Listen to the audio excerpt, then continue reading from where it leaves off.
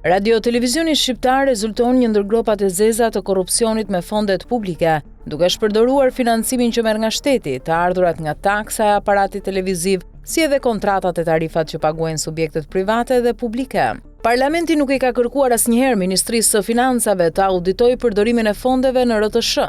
As vetë Ministria nuk ka kryer auditime vjetore, megjithse e detyron ligji. Edhe raportet e KLSH-s që kanë zbuluar abuzimet gjatë viteve 2010-2024 janë shpërfillur. Drejtoresha Eni Vasili, emëruar 6 muaj më parë, nuk ka përgjegjësi për gjendjen e rënduar financiare të RTS-s, e cila sot është në vështirësi, deri në pamundësim për të shlyer pagat e gazetarëve dhe punojësve. Pas marrjes së detyrës, ajo i kërkoi qeverisë një shtesë emergjente prej 2 milionë eurosh, deklaroi pamundësinë e shlyerjes kontratave të jashtme e të brendshme dhe kërkoi auditim për fondet e RTS-s, pasi sipas saj ka konstatuar abuzime të mëdha financiare. Megjithse ka kaluar një muaj nga deklarata e saj dhe akuzat për korrupsion, Ministria e Financave nuk ka nisur auditimin. Po ashtu SPAK nuk e ka thirrur drejtoreshën Vasili për të dëshmuar mbi faktet abuzive që ajo ka zbuluar në dosjet e financave dhe as nuk ka marrë dokumentacionin për të filluar hetimin.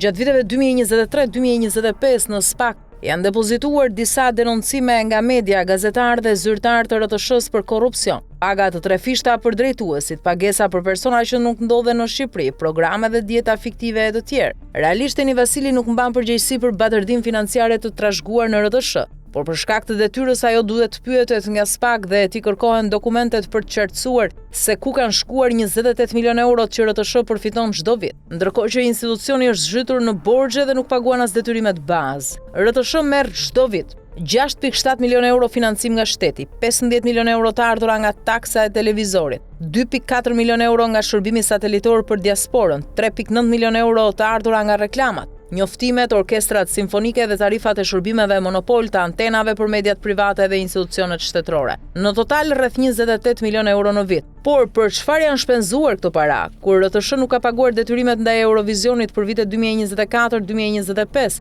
ka miliona euro borxhe të brendshme të jashtme dhe ka humbur të drejtat e transmetimeve, dosjet e shpenzimeve të RTS-s ndodhen në zyrën e drejtorit përgjithshëm, në drejtorinë e financave, në bordin e administrimit dhe në këshillin mbikëqyrës. SPAK ka detyrimin dhe fuqinë ligjore të thrasë drejtoreshën Vasili dhe të marrë provat e vjedhjeve.